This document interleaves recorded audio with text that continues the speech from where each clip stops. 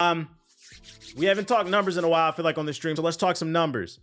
According to Insider Gaming, nearly 90% of developers surveyed said they hate premium. Well, I don't want to say hate. Specifically, the article says, when surveyed, they said premium games don't need microtransactions, meaning $70 games, $60 games do not need microtransactions. Predecessor 1.0 release. Oh, I thought the game was already out. I could be corrected. Which further reinforces what I've been preaching on this stream. I understand sometimes people get frustrated, but these developers are artists, and if I had to take a bet, I'd say most of them are good people. It's the suits. We got to learn the suits' names so we can bring the complaints to the suits. Let's read the article. The microtransaction debate has been raging within the gaming industry for years now. It's not just players who question the necessity of the extra purchases. In a recent survey among developers at Devcom 2024 in Cologne, nearly 90% of those asked said that premium games don't need microtransactions. CEOs on Fraud Watch, you know it. Like, the best analogy I can give is like these game developers are like artists that had like an underground buzz, and they made the mistake of signing to a label without reading the contract. And now they're stuck having to make what the publisher wants because they want to maximize the dollars to appease the board. Fucking dog here, bro. According to the 100 developers asked out of the 300 speakers at the event, 89% said that they believe that premium AAA games can be financially successful just by being buy to play. Nigga, we know it can be successful. Gaming has been around. Gaming has been around since the late 60s is the first few games, and then like 70s, that's when like Pong came out. But like, I feel like true gaming started with the NES. I know that's not technically correct, but I feel like true gaming started with the original Nintendo, which came out, what, like 85 or something like that? It's been like 40, 50 years. That's the point. We have enough data to suggest that if you just sell the game and it's good, your console will be fine. So like, I don't even know why this is a thing. This microtransaction shit is a new thing. Sticking with business models, 65% of people believe in a premium games model for both physical and digital games. Only 1% believed that free-to-play games with ads was the best direction for the industry. Let me ask y'all a question. Interesting. How would y'all feel if your free-to-play games had less microtransactions in exchange for having ads? How would y'all feel about that? Because me personally, I'll take the ads. That doesn't bother. If done correctly, and this is where I would say, let me consult. If done correctly, the ads can't be like YouTube ads or television ads that interrupt the gameplay. It's got to be, unfortunate, I hate to do this, but it's got to be kind of like 2K. Like if you put like some billboards in the background of Fortnite promoting something, I'm okay with that. But it can't be ads interrupting. Yeah, it depends on the ad structure. Yes, no gameplay interruptions, but a picture or something is fine. I'll take that. I'll take billboards. I mean, it's been a thing. You play racing games, when you drive by, you're driving by billboards with ads in them. You're just not aware that they're ads. This has been a thing. It's just not more prevalent. Maybe some of these games need to implement dynamic ads where they can update the ads once a week or once a month so they can keep the cash flow coming in or whatever. Older games had ads all the time. Yeah, the difference is those were premium games that once you bought it, that was before the online, they couldn't update it. So whatever ad that was there. I think because it's free to play, they wouldn't be able to just do one ad. They would want a constant influx of cash. So they would have to do dynamic ads where they're constantly swapping them out once a week, once a month, something like that. Yeah, that's a slippery slope. LO, I gotta watch the ad to load your save. Yeah, if they do it like that, fuck that shit. But I'll take a billboard. I'll take a billboard. It depends on how it's done. Let's see. In other areas of the survey, 31% of the developers prefer little AI usage in game development. Of course, creative people don't want to see that. That said, 21% did have interest in using AI to help with coding and general production to increase the development speed of the games. Makes sense. Finally, in regards to AI, the belief among those polled was that AI could replace human localizations and translations within the next 12 to 24 months. That's a good case use for AI. That's a good case use because, like I said it on a previous stream, there's a ton of really cool games that are in Japan that just never came to America. There's a ton of Dragon Ball, like Naruto games, even like crossover, like Jump Force type games that were actually good, that never came to the States due to localization because it costs money to translate these games, to get new voice actors for the translations. This is one thing where AI could be good. We may not necessarily get like the voice actors, but you'll at least get the text translations much easier if you can use AI. That's a good practice. I'm not mad at that. Moving on to the challenges facing the industry as a whole, 55% believe it's caused by market saturation, while another 46% point towards the rising development of costs of games. I think both are true. I think the market is saturated with video games. There's more than ever. That's why you're seeing more games flop than ever. I mean, think about it when you were like, I don't know if you're my age, I'm old. But when I was a kid, there were games that flopped, but like, it seems like there's more games flopping than ever. And that's because there's more competition than ever. And that's why I always say, yeah, you got to get it right nowadays. You have to get it right. So I think that is part of the problem. I mean, y'all say I'm a dickhead, but how many times have we pulled up trailers on the stream where there's another pixel art roguelike game, another pixel art Metroidvania game, another Doom clone, another fake deep game where you play as some little girl in a forest with a fucking fox. I'm sick of them games. And people be like, oh, you're an asshole. Like, no, because I don't care that it's indie. All I care is that whether it's good or not. If something is good and it's corporate produced and something is good and it's indie produced and they're the same quality, of course I'm going to support the indie. But god damn, bro, I'm tired of these fucking Doom clones every 5 seconds. I'm not an asshole. That is market saturation. And then people wonder why some of these games don't succeed. It's because they're doing everything that everybody else is doing, which in turn makes it harder for everybody else to succeed. Too many cooks. We need some people to eat. Too many chiefs. Too many chiefs, not enough Indians, okay? It's too many Full Sail graduation projects, bro. Why can't you niggas go make games for Miniclip? We need more Miniclip games. What's your opinion on Amori? I don't know what that is. I don't have an opinion. Regarding layoffs, 57% said the layoffs will continue either at the same pace or at a higher pace over the next 12 months. These tech companies tend to overhire, unfortunately. On the opposite side of things, 43% said the layoffs would increase within the same time frame. I would imagine a lot of these companies probably overhired during COVID because everybody was printing money hand over fist, thinking that money was going to last forever. And now, it's crazy to say, but 4 years later, time really flies. Things are starting to even back out and plateau. Indie games definitely need to change it up. Last gen hyped them up too much. I think what pisses me off about indie games, I say it with love. The beauty of creating it. So the downside of being indie is you lack the proper corporate funding, but the beauty of indie is you get creative freedom. What's the point of being indie if you're just going to make a lesser version of something that already exists? Go make something that doesn't exist that's fucking creative, that'll make you stand out. That's my issue. That's what I be trying to say, and I feel like that part gets lost in what's wrong with another Doom clone? I played Doom. I played Doom. Jesus, bruh. You got creative freedom and you choose to be like another nigga. That shit is weird. Hollow Knight 3. People love Hollow Knight. Devcom is currently taking place in Cologne, Germany. I didn't even know there was a Devcom. So that's basically their version of the one we have over here in the States. All that freedom to make Full Sail games. Obviously, nobody has already made a game where you walk around aimlessly to narrative dialogue, right? All right, buddy. Where does Power World fall in that example? Power World falls in... I wouldn't say Power World was like super creative. Power World filled a void. Power World was what people want from Nintendo because people complain that Pokemon games have lacked creativity, and they did some things that Nintendo fans wanted. That's what that was. That wasn't necessarily creative, but it was more so solving a problem in the market, which is good. That's what you want, and that's why it found its footing. That's the key to success in anything. You identify a hole in the wall, you see water coming out, and then you come up with a way to fill that hole so the water no longer can flow. And then also you patent it and making sure nobody can copy it easily. You know what I'm saying? But the problem is you got too many people trying to fill a hole when there's no water coming through the wall. Bro, we don't need you to do that. We need somebody to work on the roof. We need somebody to realign the wheels or something. We don't need you to put gas in the car. Go do something else, nigga. God damn. Innovation, yeah. Find a way to fill the holes. And that part of the game takes research. You got to look at the market and say, okay, what is missing? Or how can I reinvent something so it's better than whatever, you know what I'm saying? Like I said, I'm working on a video right now that I haven't seen nobody do. I'm going to fill a hole in the market. I'm feeling confident about this one, you know?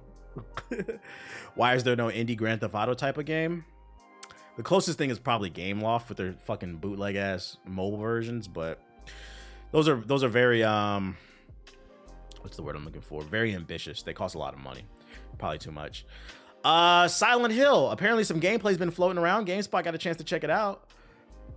Excuse me. I'm not too familiar with the series. I never played it as a kid because I played more Nintendo than PlayStation. There's but no genre. we're keeping an eye on this one. At its best, it's so I'm not much gonna lie, more this one's than 9 guts minutes. and We're gonna gore speed it up. or tired tropes and vile torture scenes. It's self-reflection. It's catharsis. It relies on your own fears, traumas, and What do you think of the new Mafia announcement? I haven't seen it. We haven't gotten to the game. We're going to Gamescom after I finish this batch of articles. Or possibly alienate its audience. This is precisely what makes Silent Hill 2 such a memorable and pivotal entry in the horror game genre. Its sheer vulnerability creates a game where even alienation feels like connection. I say all this to emphasize that the upcoming remake of this 23-year-old game is an incredibly exciting prospect to me. Though the original holds up well, there's no denying that it feels quite dated, and not always an endearing time capsule kind of way. There's also no denying that the game is incredibly influential. Its DNA is woven into countless horror games and horror-adjacent titles, with last year's Alan Wake sent me an email even decades later, this continues to be true. This ultimately elevates Silent Hill 2.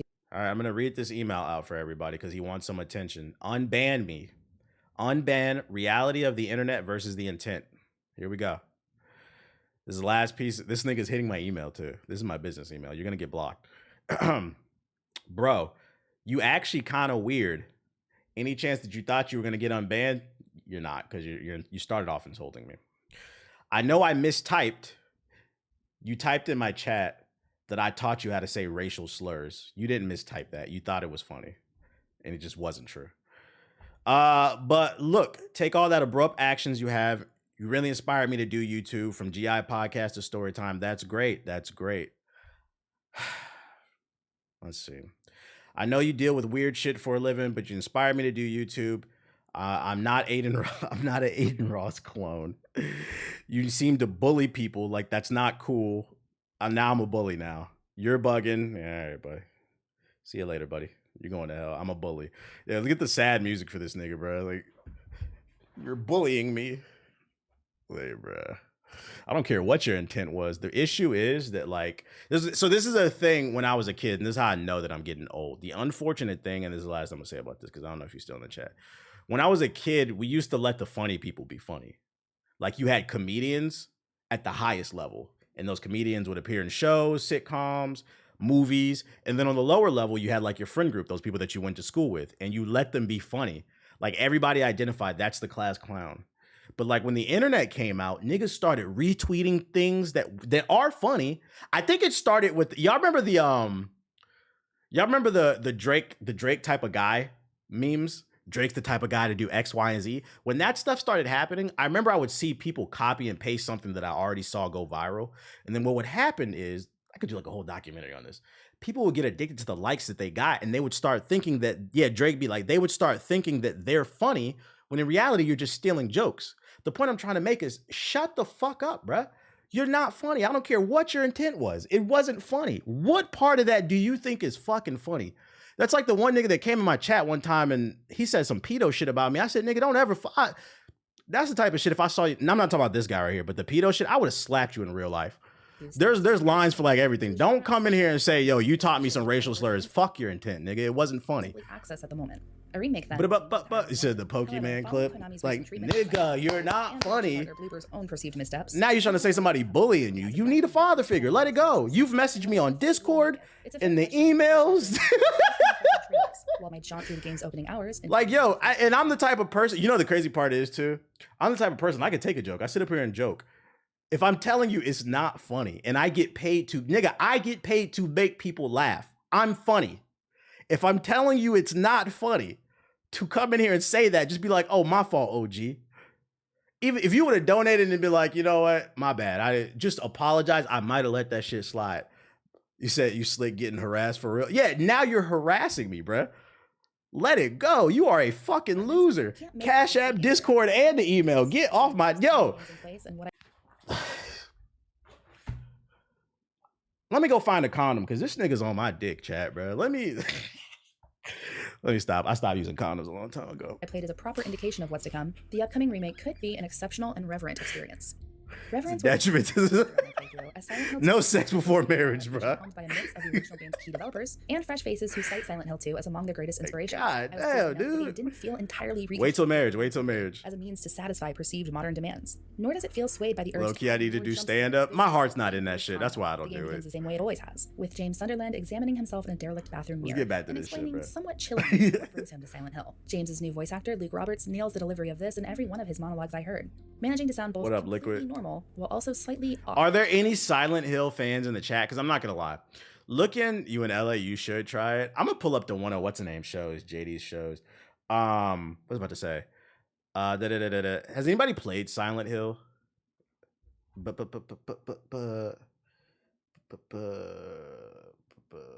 see.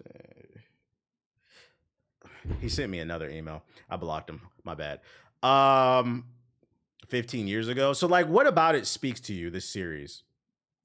Freaking, because like, I'm not gonna lie, I'm looking at the gameplay. He looks like bootleg Leon. He's just kind of walking around. Like, is the gun, is it actually genuinely scary? Associative. It's ridiculous.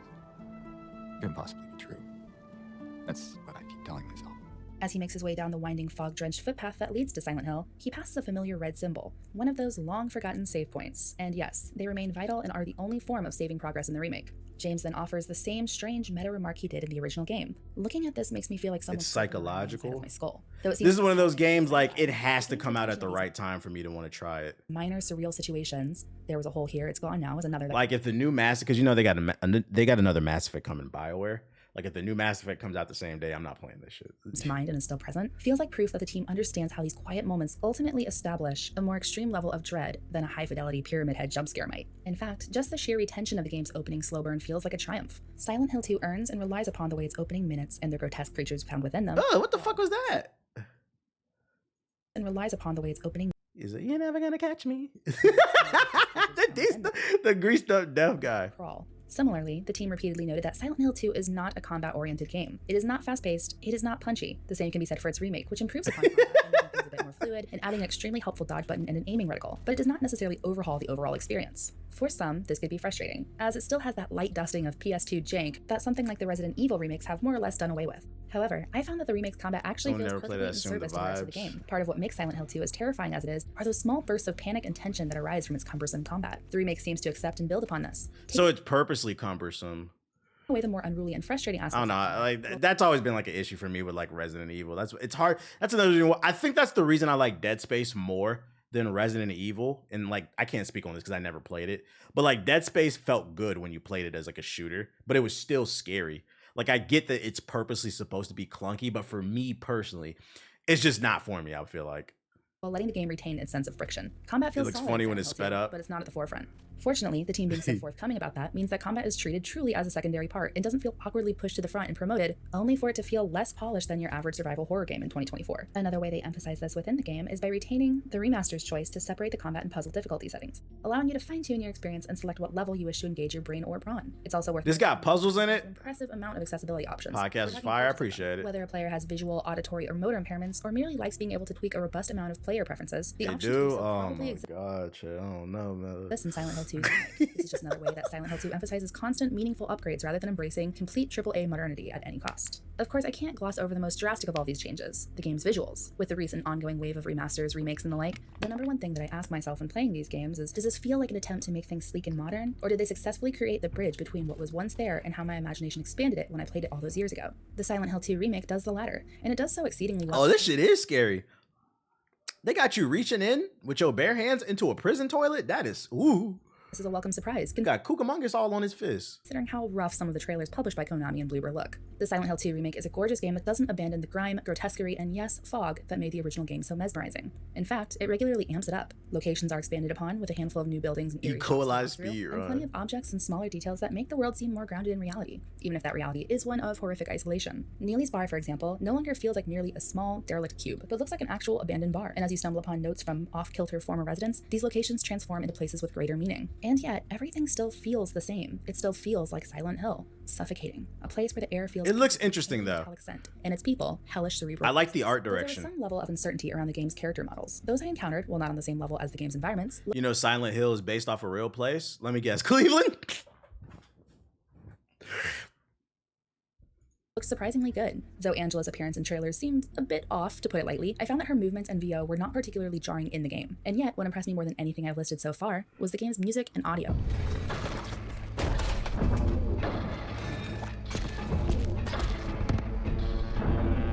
Though the game's music has been reworked, it feels familiar, with its iconic motifs wrapped in all new remix, static, synth, and intensity. And along with the new music is a focus on 3D depth-oriented sound direction.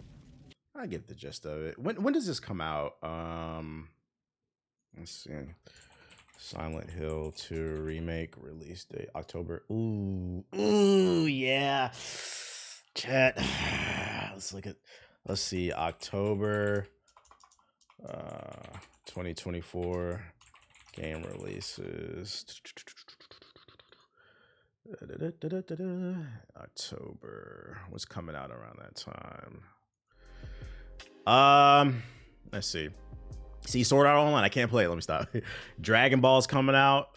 Dragon Ball comes out 2 days later. I'm not gonna lie. I'm playing Dragon Ball before that. So yeah, this one might get put on the back burner. Catch it on a sale or something. Super Mario Party Jamboree. Let's go.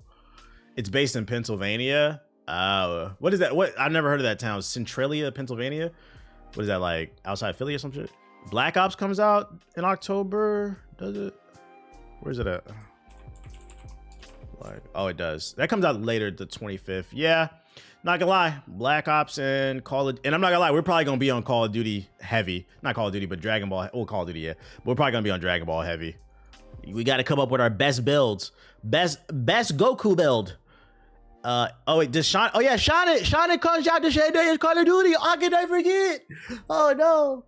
Yeah, not gonna lie, that shit on the back burner. Not gonna lie. How could I'm sorry, Sonic, I betrayed you. Oh shit, Just Dance? Shut the fuck up, bro.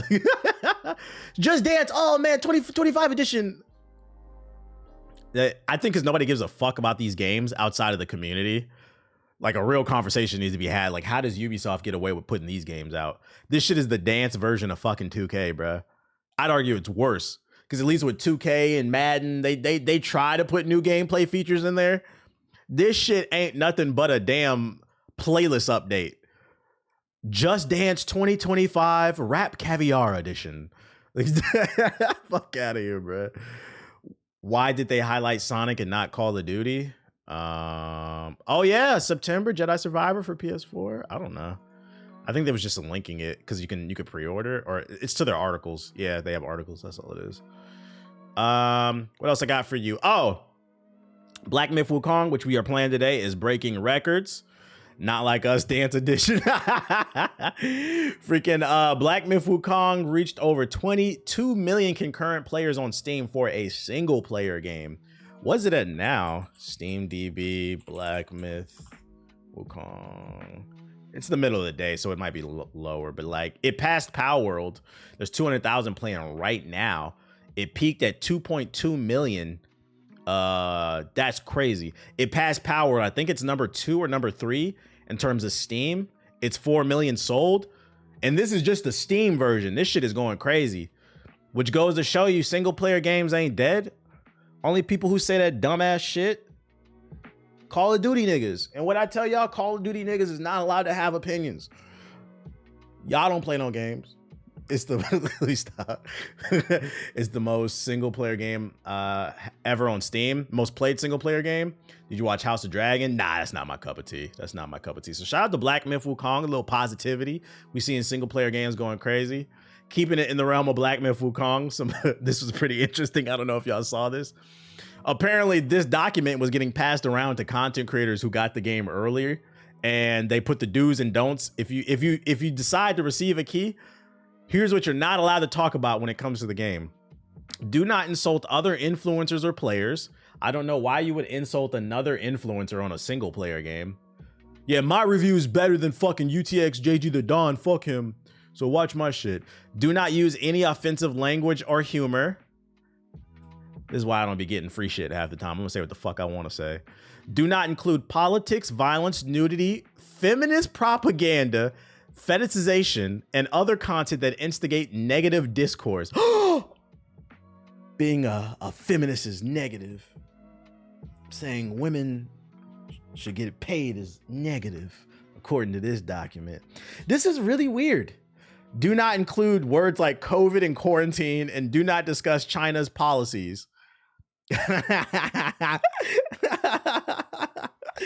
shit is so weird, bro.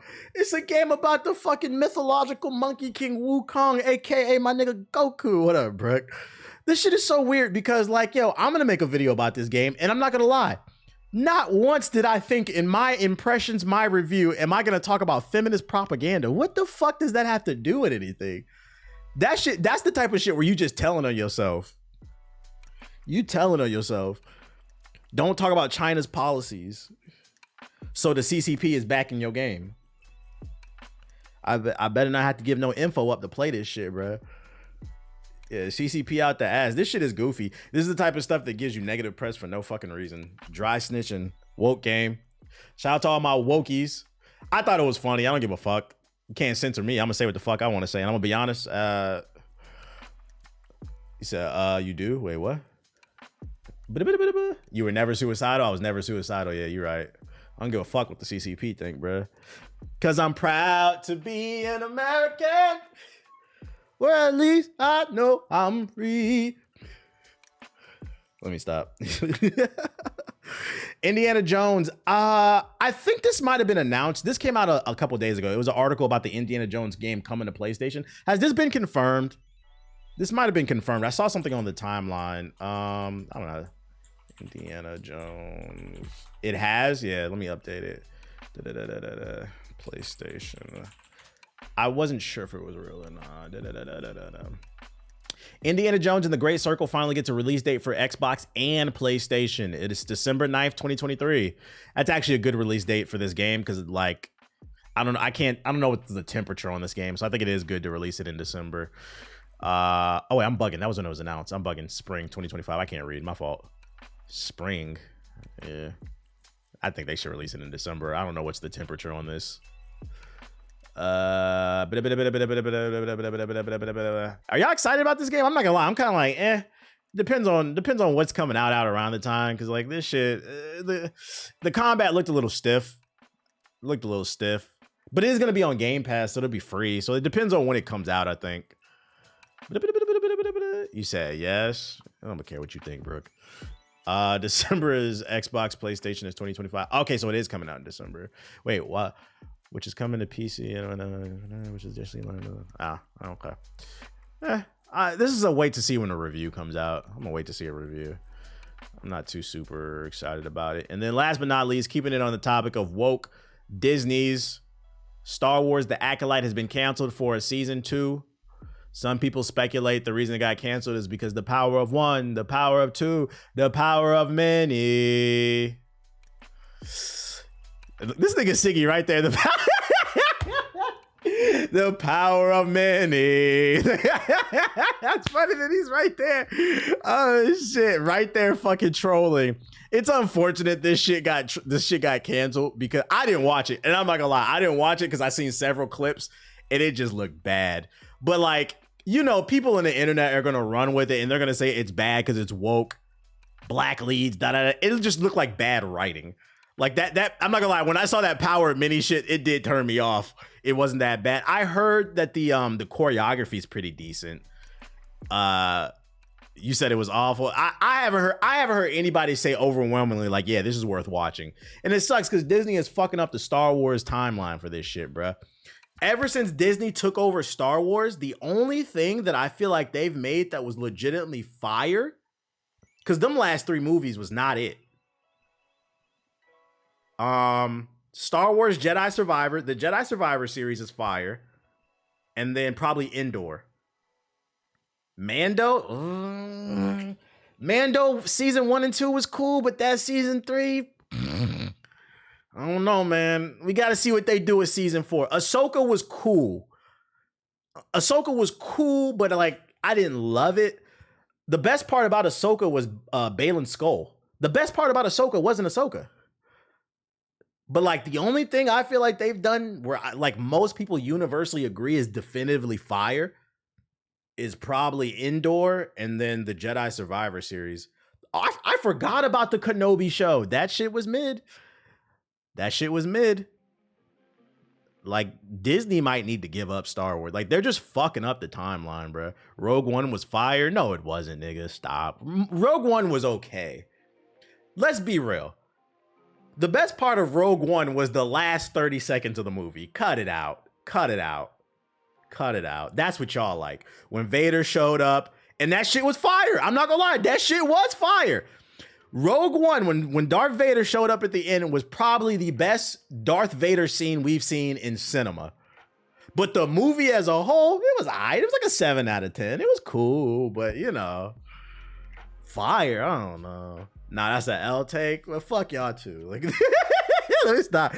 Oh my God, Star Wars Outlaws is coming out. The point I'm trying, I think we can still all agree. Overall, since Disney's purchase of Star Wars, they've muddied the timeline and it's been very inconsistent. There's nothing, the fact that we're even debating this, there hasn't been much that's like, yo, that's definitively fire.